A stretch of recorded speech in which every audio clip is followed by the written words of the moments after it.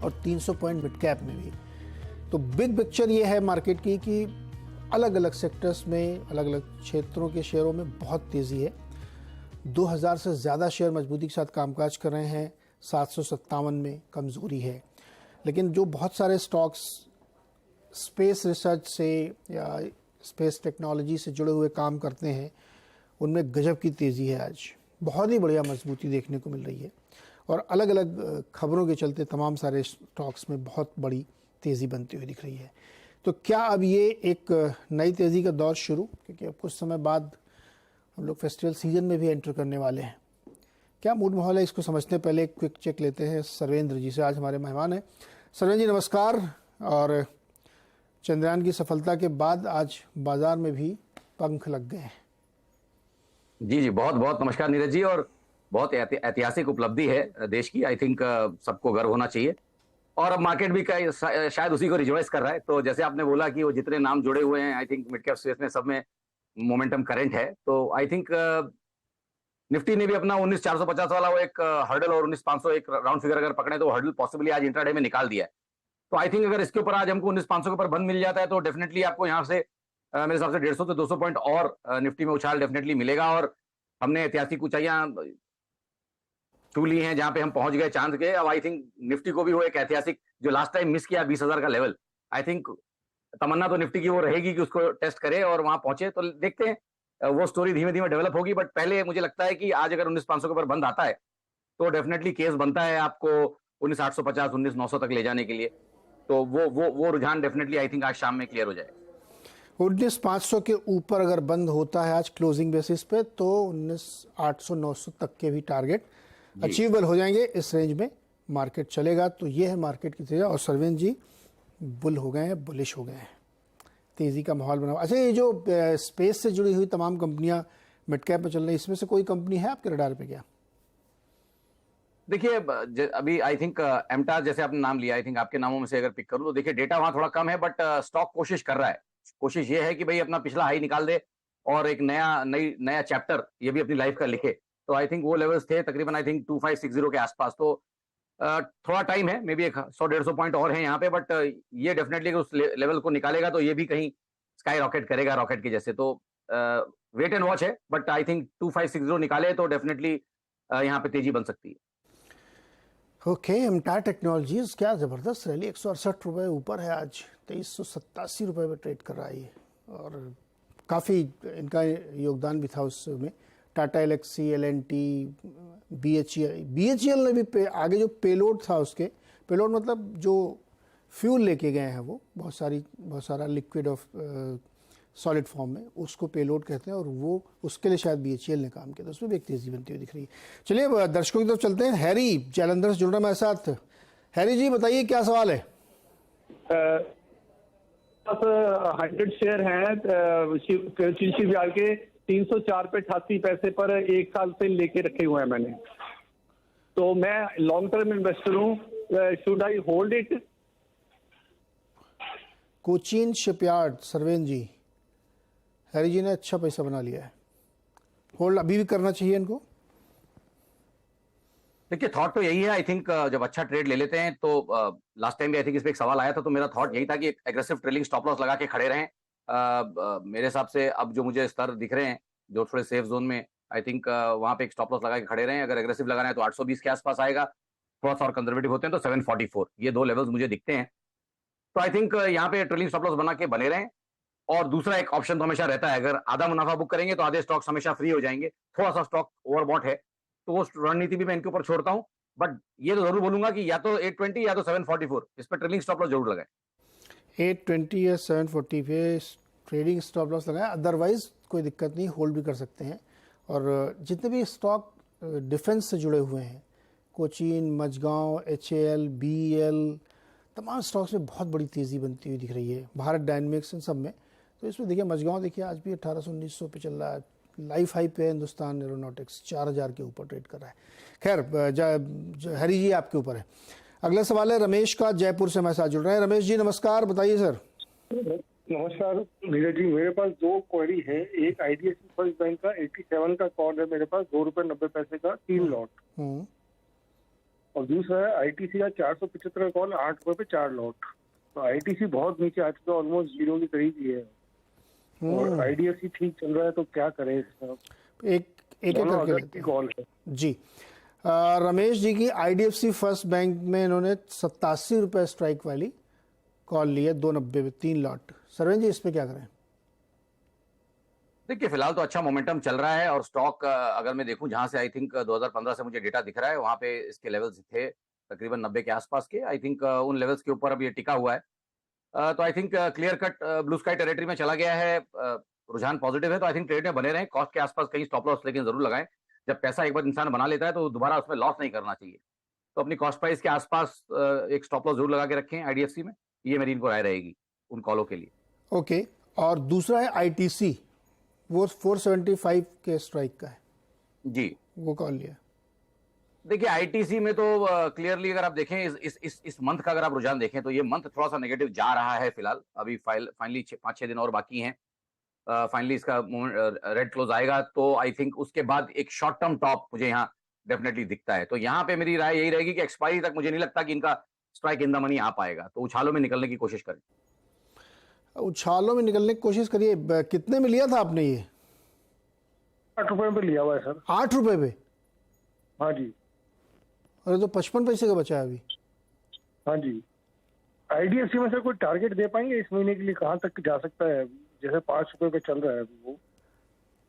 सरवन जी कितना जा सकता है आईडीएफसी 5 रुपए वाला?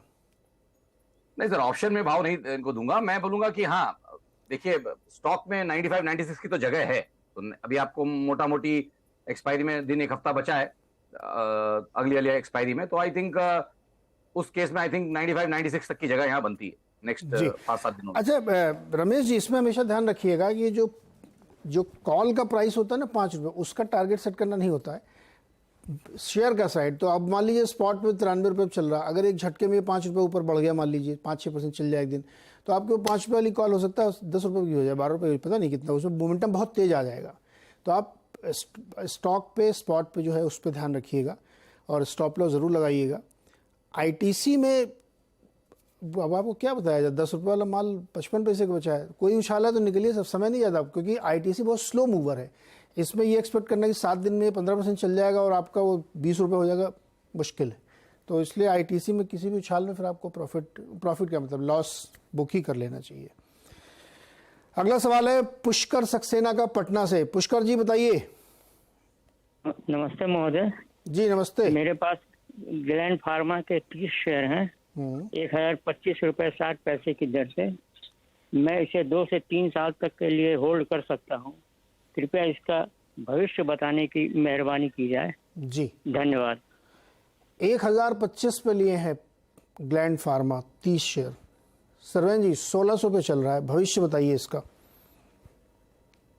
नहीं नवजात शिशु है, डेटा बहुत कम है और जहां से डिसेंट डेटा है 21 के बाद से तो गिर ही रहा था। तो पहला पॉसिबली ये 2023 का साल इसका ऐसा बनेगा पॉसिबली अभी फिलहाल लग रहा है, जहां पे इसका ग्रीन क्लोज आने की चेष्टा ये करेगा। अभी भी 4 महीने बाकी हैं। तो अभी तो नवजात शिशु है, डेटा उतना नहीं है कि मैं इसकी बहुत ज्यादा भविष्यवाणी करूं। बट ये बोलूं कि नेक्स्ट 6-12 महीने में मोमेंटम इसने अच्छा पकड़ा है। तो नेक्स्ट 6-12 महीने के लिए अगर आप इसको देखें तो इसका बेस्ट केस वर्स्ट केस इनको बोलता हूं। आई थिंक बेस्ट केस में इनको नेक्स्ट 6 से 12 महीने में ऊपर में स्टॉक ये जो है तकरीबन इनको 2100-2200 रुपए तक के स्तर यहाँ पे छूता हुआ दिख सकता है। और वर्स्ट केस में जो अगर नीचे गया तो आई थिंक इसको सपोर्ट बहुत अच्छे हैं तकरीबन 1280-1300 के आसपास। तो आई थिंक 1300 से लेके 2100 तक की एक रेंज ये पकड़ के चले, उसके बीच में इसका परफॉर्मेंस या अंडर परफॉर्मेंस जो है वो रहेगा। ओके 1300 से 2100 की रेंज में ये चलेगा। तो अभी बीच में है, आप रुकिए इसमें और फिर जब 2100 के आसपास पहुंचेगा तो देखा जाएगा। अगला सवाल है विवेक प्रजापति का नोएडा से। विवेक जी नमस्कार, बताइए सवाल। नमस्कार सर जी सर मेरे पास इंजीनियर्स इन इंडियन लिमिटेड के 100 शेयर है 154 के। ओके और मेरा नजरिया है 3 मंथ्स का। 3 महीने का? हाँ सरवन जी EIL इंजीनियर्स इंडिया 3 महीने का नजरिया है, 154 पे लिया है, 162.80 है, 8 रुपये का फायदा है। अभी 3 महीने में क्या होगा, इसमें कितना फायदा हो सकता? और सर आज थोड़ा ऑडियो थोड़ा कट के आया, बट EIL के ऊपर बात चल रही है। मैं तो मैं इसके टारगेट्स देता हूं। आई थिंक यहाँ पे अगर आप देखें तो एक अच्छा रुझान डेवलप हो गया है और जितने भी अगर आप देखें इस तरह के स्टॉक्स हैं, पीएसयू नेम्स हैं, आई थिंक वहां पे डेफिनेटली थोड़ा एक्शन है और ये काफी अच्छा चल रहा है। तो मेरा मानना यही है कि ट्रेड में बने रहें, 154.40 पे एक daily closing only stop loss लगाएं और ट्रेड में बने रहें। और मेरे हिसाब से ऊपर में 180 185 के टारगेट्स नेक्स्ट 3 से 6 महीने में इनको यहाँ पे एक्सपेक्ट करके चलने चाहिए। ओके और वैसे भी आजकल सरकारी कंपनियां बहुत चल रही हैं, चाहे जिधर नज़र डालो आप, बहुत बढ़िया मोमेंटम उसमें बना हुआ है, तो होल्ड करिए इसमें आप। अगला सवाल है राकेश मित्तल का मेरठ से। राकेश जी बताइए। सर नमस्कार। जी नमस्कार।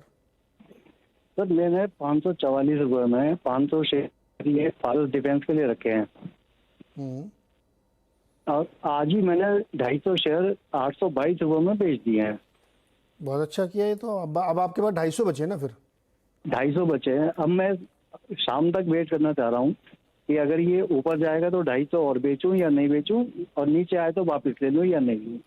बहुत ही बढ़िया सवाल है आपका सरवेन जी। देखिए कितनी क्लैरिटी है दिमाग में। 250 शेयर बेच दिए, प्रॉफिट ले लिया, अब 250 भी बचे हैं। अब इन 250 शेयर को आज वो शाम तक 3 बजे तक वेट करेंगे, बेचना चाहिए कि नहीं बेचना चाहिए? और बेचने की और ऐड करने वालों नीचे आ जाए तो क्या करें?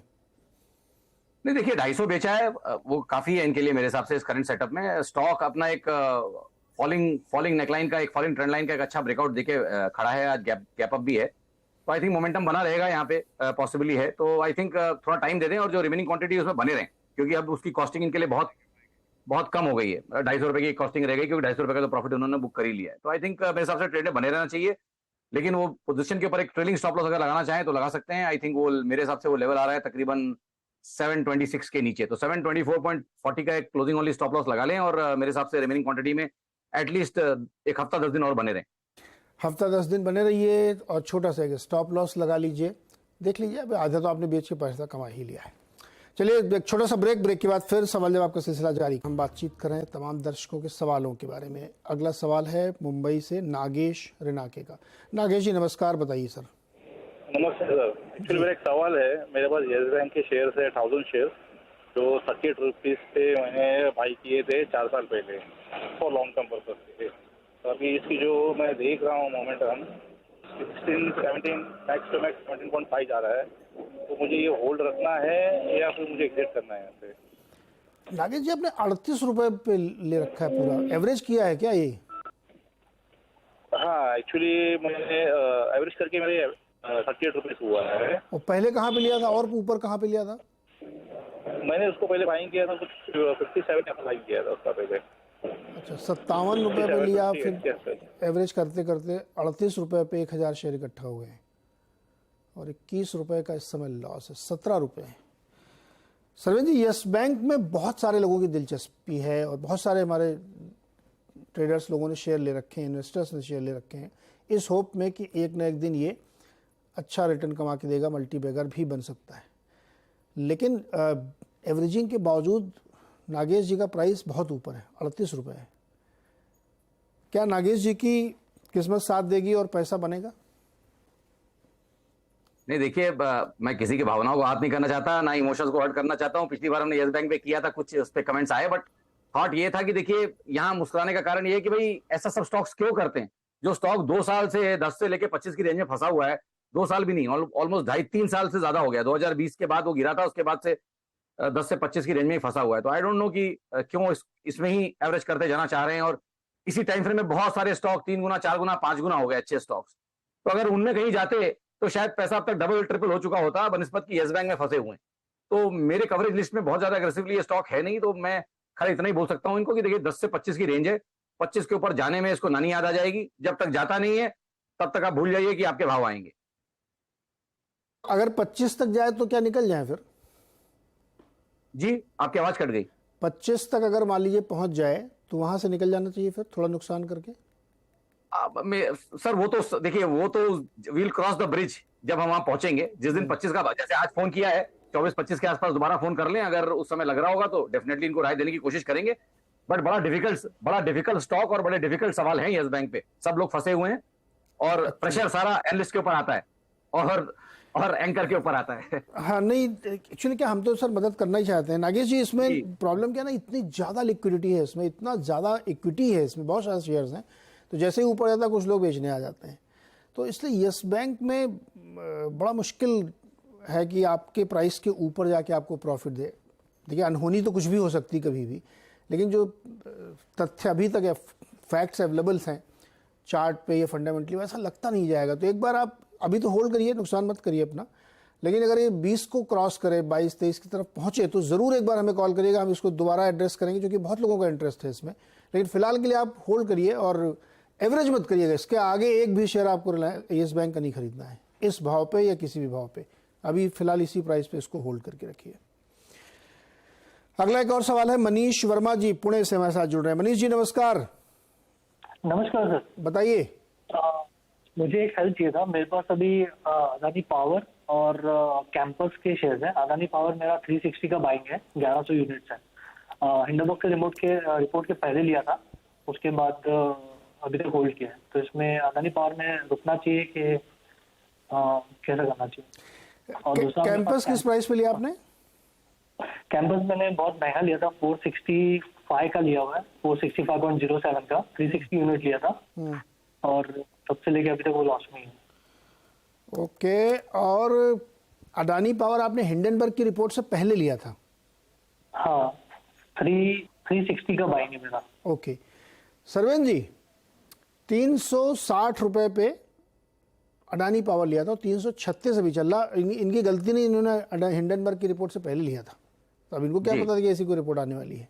जी जी। तो इनका तो काफी करीब पहुंच गया मामला जी। क्या राय बनेगी इनके लिए अडानी पावर पे? मेरी राय तो रहेगी जितना प्राइस के आसपास पहुंच सके हैं और जितना कम से कम नुकसान में एक बार निकल जाएं, क्योंकि न्यूज के घेरों में घिरा हुआ नाम है भी फिलहाल, और जब तक क्लैरिटी नहीं आ जाती तब तक मेरे हिसाब से तो उछालों में जहां इनका भाव आए थोड़ा निकलना चाहिए, और किधर और भी पैसा डालें, रिटर्न्स तो वहां पे भी बनेंगे, बट एटलीस्ट कम से कम रिस्क कम रहेगा। तो मेरी राय रहेगी कि उछालों में निकलें यहाँ से। जी। तो अगर 360 के करीब पहुंच जाए तो एक बार रिथिंक करिएगा मनीष जी, अभी एकदम हड़बड़ाहट में कुछ मत कर दीजिएगा, 360 तक पहुंचने दीजिए पहले, क्योंकि खबरों में है तो आइदर साइड के बड़े मूव्स आ सकते हैं और आपको हो सकता है बहुत प्रॉफिट भी हो जाए, तो होल्ड करिए अभी। कैंपस में भी एक सवाल इनका, 465 पर लिया इन्होंने, 304 चल रहा है, इसमें क्या करें? देखिए, जहां से 2022 से जहां से मुझे डेटा दिख रहा है, पॉसिबली वहीं से इसका डेटा है। थॉट यही है कि लिस्टिंग हुई उसके बाद चला और अब 650 रुपए से नॉन स्टॉप गिर ही रहा है। अभी तक भी कोई रिवर्सल का साइन मुझे यहाँ डेवलप होता हुआ नहीं दिख रहा है, बट ये जरूर है कि 300 रुपए के आसपास कहीं थोड़ी सी स्टेबिलिटी, थोड़ा सा रुकने की कोशिश यहाँ पे विजिबल हो रही है। तो आई थिंक ग्रीन शूट्स निकल रहे हैं। इसका मंथली क्लोज पॉजिटिव आ जाए, जिसमें अभी एक हफ्ता रह गया है, तो I think then in that case इसको डेफिनेटली देखा जाए बाउंस के लिए। बट फिलहाल मैं इनको बोलूंगा कि जो पोजीशन इसमें बने रहें और मंथ एंड पे एक बार राय ले लें। इसका इस महीने का क्लोज पॉजिटिव आना बहुत जरूरी है, जो कि फिलहाल अभी लग तो रहा है ग्रीन, बट एक हफ्ता बाकी है, इसलिए मैं कुछ कमेंट नहीं कर रहा हूं। अगर वो पॉजिटिव क्लोज आ गया तो पुल बैक में है, फिर आपको 370 380 के लेवल्स नेक्स्ट 3 से 6 महीने में दिखाएगा। तो आई थिंक उन केसेस में इनको बने रहना चाहिए ट्रेड। ओके, इस पे बने रहिए मनीष जी। देखते हैं क्या वीकली क्लोजेस बेसिस के आस पे क्या आता है। और ये सेक्टर ना बहुत कॉम्पिटिटिव हो गया है सर, ये जो एथलीवियर या पूरा शूज़ का मार्केट है, तो इसको आपको एक बार रीथिंक करना पड़ेगा। लेकिन अभी अगले हफ्ते हम लोग फिर एक बार बात करेंगे, आप कॉल डालिएगा अपने, हम लोग देखेंगे इसको दोबारा से। चलिए सरवेन जी, बहुत बहुत शुक्रिया हमारे साथ बातचीत करने के लिए और दर्शकों की मदद करने के लिए। और इस वक्त भी बाजार जो है थोड़ा सा निफ्टी नीचे आया, 80 पॉइंट अभी भी लेकिन ऊपर है, कोई चिंता की बात नहीं है। मिड कैप में थोड़ी और तेजी बढ़ गई भाई, 320 पॉइंट की रैली मिड कैप इंडेक्स में हो रही है। तो लगातार मिड कैप चमक